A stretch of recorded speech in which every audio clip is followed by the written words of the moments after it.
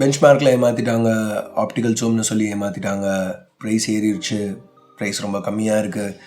நம்ம one plus பற்றி நியூஸில் நிறைய கேட்டிருக்கோம் கடைசிக்கு சில வாரமாக. பட் அதெல்லாத்தையும் இப்போ தள்ளி வச்சுட்டு OnePlus 5 இந்த ஃபோன் நம்ம வாங்குறதுக்கு வர்த்தா அப்படிங்கிறத இந்த வீடியோவில் பார்க்கலாம். ஹே கைஸ், என் பேர் ஆஷ். நீங்கள் பார்த்துட்ருக்குது C4E Tech தமிழ். இது எங்களோட OnePlus 5 full review.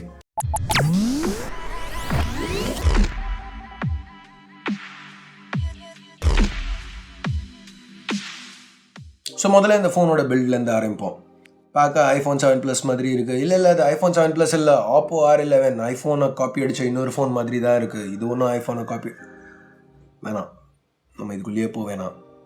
Okay fine, copy பண்ணாங்களா, ஆப்பிள் அவங்க மேலே கேஸ் போட்டோம், அவங்க பார்த்துக்கிட்டோம். நம்ம யூசேஜ்க்கு ஃபோன் எப்படி இருக்குங்கிறத பார்ப்போம். பில்ட் பின்னாடி மெட்டல் யூஸ் பண்ணியிருக்காங்க, ரொம்ப ஸ்மூத்தாக இருக்குது. ஸோ கையில் எப்போவுமே வழுக்கிற ஒரு ஃபீலிங் இருக்குது. நான் யூஸ் பண்ணையில் ஃபுல்லும் ட்ராப் பண்ணிவிடணும் அப்படிங்கிற ஒரு பயத்தில் தான் யூஸ் பண்ணேன். அது ஒன்று. ஆனால் ஃபோன் ரொம்ப லைட்டான ஃபீலிங்கும் இருக்குது. OnePlus 3Tயோட கம்பேர் பண்ணையில் வெறும் 5 கிராம் தான் வெயிட் கம்மியாக இருக்குது.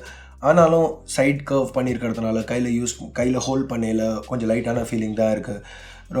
ரொம்ப நல்லாயிருக்கு. ஸோ ஓவரால் OnePlus 3Tயோட கம்பேர் பண்ணையில் கொஞ்சம் தின்னாக இருக்குது, லைட்டாக நேரோவாகவும் இருக்குது. பட் லென்த் வந்து அதிகமாக இருக்குது லைட்டாக. நீங்கள் ஓவரால் பார்க்கையில் டிஃப்ரென்ஸ் எதுவும் சொல்கிற மாதிரி இருக்காது, க்ளோஸாக பார்த்தா தெரியும்.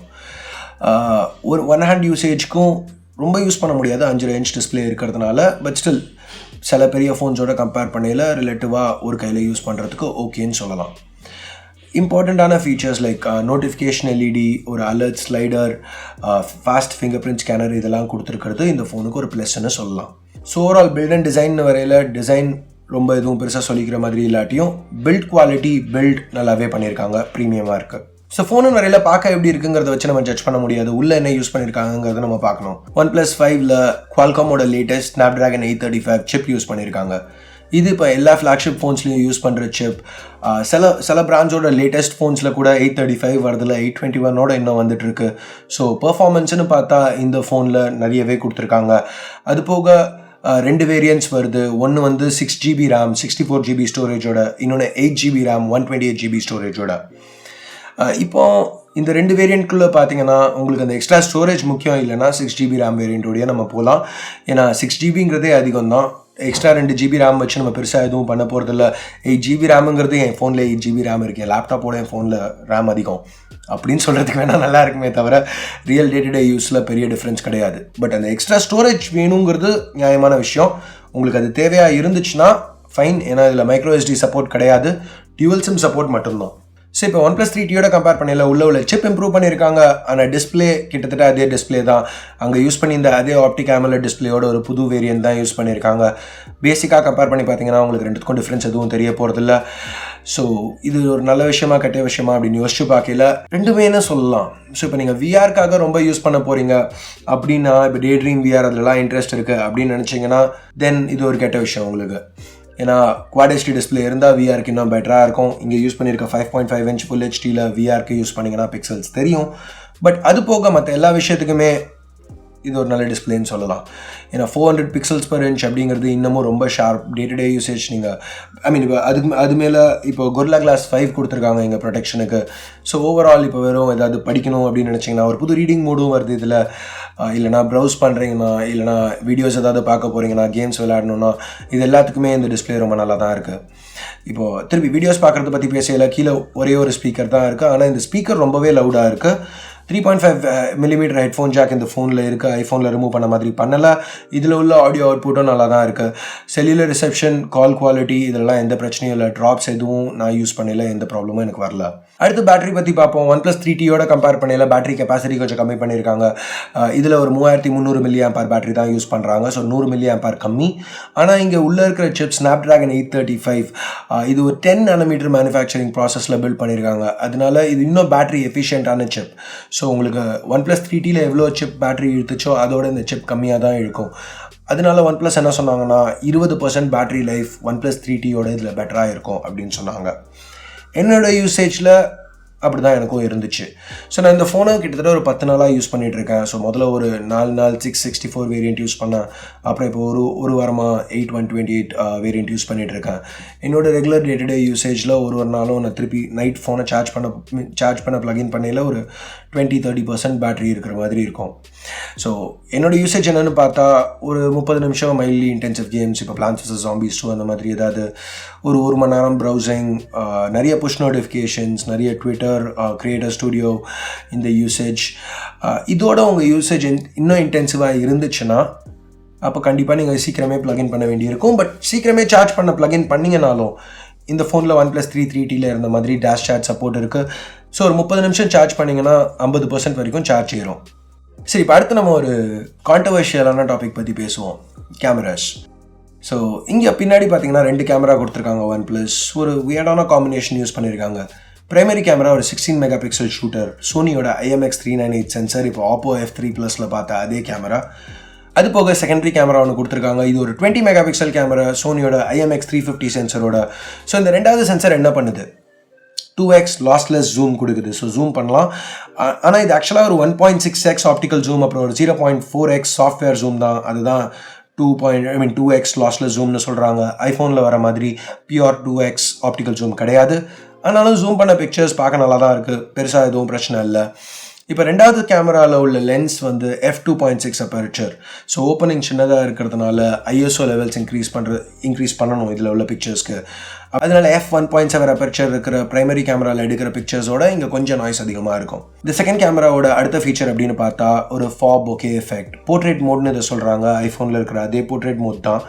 ஸோ உங்களுக்கு சப்ஜெக்டை வந்து ஃபோக்கஸில் வச்சுட்டு பேக்ரவுண்டை பிளர் பண்ணி ஒரு DSLRல எடுக்கிற மாதிரி ஒரு இமேஜிங் இது க்ரியேட் பண்ணுது. இந்த ஃபீச்சர் நாங்கள் யூஸ் பண்ண வரைக்கும் நல்லா தான் வந்துச்சு. இப்போ சாம்சங்கோட Galaxy S8 உள்ள இம்ப்ளிமெண்டேஷனோட ரொம்பவே நல்லா தான் இருந்துச்சு. சரி, இப்போ நம்ம கேமராவோட ரெகுலர் யூசேஜ்க்கு வருவோம். மோஸ்ட்டாக நாங்கள் யூஸ் பண்ண வரைக்கும் எல்லாமே நல்லா தான் இருந்துச்சு. டீட்டெயில் லெவல்ஸ் நல்லா இருந்துச்சு, கலர் ரீப்ரொடக்ஷன் நேச்சுரலாக இருந்துச்சு, டைனாமிக் ரேஞ்சும் நல்லா தான் இருந்துச்சு. ஜூம் இன் பண்ண ஷார்ட்ஸ் பிரைமரி கேமராவில் எடுத்த அளவுக்கு நல்லா இல்லாட்டியும் அக்செப்டபிள், பிரச்சனை எதுவும் இல்லை. லோ லைட்லன்னு பார்க்கல தான் ஆப்டிக்கல் இமேஜ் ஸ்டெபிலைசேஷன் இந்த கேமராவில் இல்லாதது ஒரு பிரச்சனையாக வருது. OnePlus 3 3T ரெண்டுத்துலேயுமே ஆப்டிக்கல் இமேஜ் ஸ்டெபிலைசேஷன் இருந்துச்சு, இங்கே கிடையாது. ஆனால் லென்ஸ் வந்து வைடராக இருக்குது, அப்பர்ச்சர் f1.7. அது கொஞ்சம் ஹெல்ப் பண்ணாலும் ISO லெவல்ஸ் ஏற்ற வேண்டியதாக இருக்குது.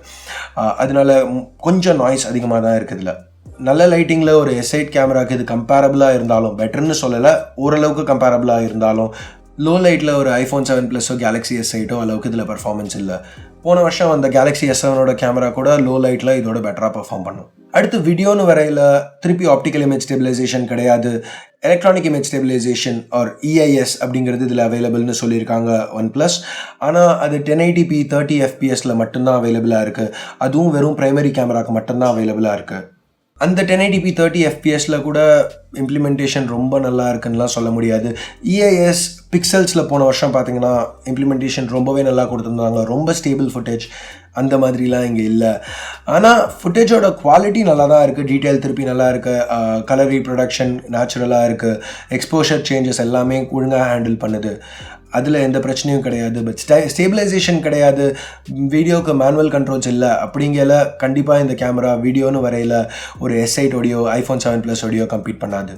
ஸோ செல்ஃபி கேமரான்னு பார்க்கல OnePlus 3Tயில் வர அதே மாதிரி ஒரு 16 மெகா பிக்சல் கேமரா கொடுத்துருக்காங்க. இது நல்லா தான் இருக்குது, டீட்டெயில் லெவல்ஸ் கலர்ஸ் எல்லாமே இதில் நல்லா தான் இருக்குது. ஃப்ரண்ட் கேமராலேயும் வீடியோக்கு எலக்ட்ரானிக் இமேஜ் ஸ்டெபிலைசேஷன் கொடுத்துருக்காங்க. ஸோ vlogging அந்த மாதிரி ஏதாவது பண்ணணுன்னா அது ரொம்பவே யூஸ்ஃபுல்லாக இருக்கும். ஸோ இப்போ திருப்பி OnePlusோட ஸ்ட்ரென்த்ஸ் பற்றி பேசுவோம். சாஃப்ட்வேர் சைடில் OnePlus 5 Android 7 Nougat, OnePlusோட கஸ்டம் Oxygen OSோட வருது. Oxygen OSல நிறைய ஃபீச்சர்ஸ் இருக்குது. For example shelf, reading mode, அதுக்கப்புறம் ஆன்ஸ்க்ரீன் கீஸ் இல்லை கெப்பாசிட்டிவ் கீஸ் நம்ம சூஸ் பண்ணிக்கலாம். அந்த சூஸ் பண்ண கீஸை நம்ம கஸ்டமைஸும் பண்ண முடியும். ஜெஸ்டர் சப்போர்ட், இந்த மாதிரி நிறைய ஃபீச்சர்ஸோடு வருது. ஆனால் இத்தனை ஃபீச்சர்ஸோடு வந்தாலும் ரொம்ப லைட்டான இன்டர்ஃபேஸ் தான். ஸ்டாக் ஆண்ட்ராய்டுக்கு ரொம்ப க்ளோஸாக தான் இருக்குது. ஸோ கிட்டத்தட்ட stock Android interface, latest flagship Snapdragon 835 chip ரெண்டும் கம்பைன் பண்ணையில் யூசர் எக்ஸ்பீரியன்ஸ் ரொம்ப ஃபாஸ்ட்டாக இருக்குது. எதை யூஸ் பண்ணுறதுனாலும், இப்போ regular day to day usage, ஒரு ட்விட்டர் யூஸ் பண்ணுறோம், ஒரு மெயில் ஓப்பன் பண்ணுறோம், என்ன பண்ணுறதா இருந்துச்சுனாலும் ரொம்ப ஃபாஸ்ட்டாக இருக்குது. நீங்கள் ஃபோனை யூஸ் பண்ணலையே உங்களுக்கு தெரியும். இப்போ ஒரு iPhone 7 Plus ஒரு Galaxy S8 டாப் ஃப்ளாக்ஷிப்ஸோட கம்பேர் பண்ணையில் கூட எங்கள் பெர்ஃபார்மன்ஸ் ரொம்பவே நல்லா இருக்குன்னு சொல்லலாம். ஸோ இப்போ நம்ம திருப்பி இன்னொரு கான்ட்ரவர்ஷியலான டாபிக் வருவோம், ப்ரைஸ். ஸோ இந்தியாவில் 33,000 ரூபாய்க்கு இப்போ OnePlus இந்த ஃபோனை லான்ச் பண்ணியிருக்காங்க. நம்ம எல்லாமே இதை கேட்டுட்டு தான் இருக்கோம். ஒரு OnePlus ஃப்ளாக்ஷிப்பும் முந்தின ஃப்ளாக்ஷிப்போட ரேட் அதிகமாக்குறாங்க. OnePlus 2ஓட OnePlus 3 ப்ரைஸ் அதிகம், 3ஓட 3T அதிகம், 3Tயோட இப்போ திருப்பி 5 திருப்பி ப்ரைஸ் ஏற்றிருக்காங்க. எஸ், உண்மை. இதுக்கு 2 எக்ஸ்ப்ளனேஷன் இருக்குது. ஒன்று, அட்வர்டைஸிங்க்கு நிறைய செலவழிக்கிறாங்க, அதனால ப்ரைஸ் ஏறுது. 2, ஒரு ஃப்ளாக்ஷிப்பும் அவங்க ரிலீஸ் பண்ணையில் இருக்கிற டாப் ஃப்ளாக்ஷிப்ஸ்க்கு பர்ஃபார்மன்ஸ் இன்னும் க்ளோஸாக எடுத்துகிட்டு வராங்க. So overall phone quality increase ஆகுது, அதனால ப்ரைஸ் இன்க்ரீஸ் ஆகுது. இது 2ல் எந்த ரீசன் நீங்கள் நினைக்கிறீங்க கமெண்ட்ஸில் சொல்லுங்கள். என்னை பொறுத்த வரைக்கும் 2மே உண்மையாக இருந்தாலும் 2வது ரீசன் எனக்கு அது இன்னும் கரெக்டாக படுது. ஏன்னா இப்போ 2 வருஷம் முன்னாடி OnePlus 2 ஆமாம் ப்ரைஸ் இதோட கம்மி தான். பட் அன்றைக்கி Galaxy S6ஓட கம்பேர் பண்ணையில் OnePlus 2 எவ்வளோ பர்ஃபார்மன்ஸ் கொடுத்துச்சு, இன்றைக்கி Galaxy S8ஓட கம்பேர் பண்ணையில் OnePlus 5 என்ன பர்ஃபார்மன்ஸ் கொடுக்குது, இன்னும் க்ளோஸாக இருக்குங்கிறது என்னோடய ஃபீலிங். அப்படிங்கல ஃபைன், ஓகே, ப்ரைஸிங் அக்செப்டபிள்னு நான் சொல்கிறேன். உங்கள் கருத்து என்ன திருப்பி காமெண்ட்ஸில் சொல்லுங்கள். ஸோ நம்ம இனிஷியலாக ஒரு கேள்வி கேட்டோம், இந்த OnePlus 5 வாங்கலாமா வேணாமா? இந்த ப்ரைஸ் செக்மெண்ட்டில் நீங்கள் ஒரு ஃபோன் வாங்கணும்னு நினச்சிங்கன்னா OnePlus 5 கண்டிப்பாக ஒரு நல்ல பிக் தான். ஆமாம், 33,000 ரூபா ப்ரைஸ் வரையில் 39,000 ரூபாய்க்கு ஒரு LG G6 அவைலபிளாக இருக்குது, 40,000 ரூபாய்க்கு ஒரு Galaxy S7 அவைலபிளாக இருக்குது. ஆனால் இந்த ஃபோன்ஸ் எல்லாமே பழைய சிப்ஸோடு வருது. LG G6 பார்த்தீங்கன்னா Snapdragon 821ஓட வருது, Galaxy S7 Exynos 8890ஓட வருது. ஸோ எல்லாமே போன வருஷத்து chips. So OnePlus 5 S, LG G6ல வர மாதிரி ஒரு புது ஆஸ்பெக்ட் ரேஷியோ கிடையாது, IP சர்டிஃபிகேஷன், வாட்டர் ரெசிஸ்டன்ஸ்க்கு கிடையாது, கேமராஸ் இந்த 2 ஃபோன்ஸ் அளவுக்கு வராது. ஆனால் யூசர் எக்ஸ்பீரியன்ஸ் உள்ளே இருக்கிற சிப் பர்ஃபார்மன்ஸ் அப்படின்னு பார்க்கல OnePlus 3T OnePlus 5 இன்னமும் டெலிவர் பண்ணிட்டு தான் இருக்குது. ஒரு டாப் பர்ஃபார்மிங் ஃபோன்னு சொல்லலாம். ஸோ இந்த ப்ரைஸ் செக்மெண்ட்டுக்கு கண்டிப்பாக வருதுன்னு நான் நினைக்கிறேன். ஸோ அவ்வளோதான் இந்த ரிவ்யூக்கு. இந்த ரிவ்யூவில் நான் சொன்ன என் கருத்துக்கள் கரெக்டுன்னு நீங்கள் நினைக்கிறீங்களா? நான் சொன்னது ஏதாவது தப்பு, நீங்கள் டிஃப்ரெண்ட்டாக ஏதாவது நினைக்கிறீங்களா? திருப்பி உங்கள் தாட்ஸ் கமெண்ட்ஸில் சொல்லுங்கள். டிஸ்கிரிப்ஷனில் வந்து OnePlus 5 வாங்குறதுக்கு டைரக்ட் லிங்க்கும் விடுறேன். அதை நீங்கள் வாங்கணும்னு நினச்சிங்கன்னா என் லிங்கை யூஸ் பண்ணிங்கன்னா எங்களுக்கு யூஸ்ஃபுல்லாக இருக்கும். ஸோ முடிஞ்சால் யூஸ் பண்ணுங்கள். ஸோ அவ்வளோதான் இந்த வீடியோக்கு. இந்த வீடியோ உங்களுக்கு பிடிக்கலனா தம்ஸ் டவுன் கொடுங்க, பிடிச்சிருந்துச்சுன்னா தம்ஸ் அப் கொடுங்க. இது வரைக்கும் நீங்கள் C4E Tech தமிழுக்கு சப்ஸ்கிரைப் பண்ணலன்னா கீழே இருக்கிற சப்ஸ்கிரைப் பட்டனை கிளிக் பண்ணுங்கள். ஏற்கனவே சப்ஸ்கிரைப் பண்ணியிருந்தீங்கன்னா கீழே ஒரு பக்கத்தில் ஒரு பெல் ஐக்கான் இருக்கும், அதை கிளிக் பண்ணுங்கள். அப்போ தான் நாங்கள் போடுற ஒரு வீடியோக்கும் அப்டேட்ஸ் உங்களுக்கு ஃபாஸ்ட்டாக வரும். ஸோ அவ்வளோதான் இந்த வீடியோவுக்கு. திருப்பி என்னோடய 2வது ரிவ்யூ. கொஞ்சம் ஏசி ப்ராப்ளம்ஸ் இருக்குது. ஸோ ஃபுல்லாக சாரி. வீடியோ குவாலிட்டி நீங்கள் எதிர்பார்க்குற அளவுக்கு இல்லைன்னா உங்கள் ஃபீட்பேக் கொடுங்க. நாங்கள் இம்ப்ரூவ் பண்ணணும் தான் பார்க்குறோம். ஹோப்ஃபுல்லி ஃப்யூச்சரில் இருக்கிற வீடியோஸ் இதோட பெட்டராக வரும். ஸோ அவ்வளோதான் இந்த வீடியோவுக்கு. தேங்க்ஸ் ஃபார் வாட்சிங். அடுத்த வீடியோவில் உங்களை திருப்பி சந்திக்கிற வரைக்கும் என் பேர் ஆஷ். நீங்கள் பார்த்துட்டு இருக்கிறது C4E Tech Tamil. Have a nice day. Bye.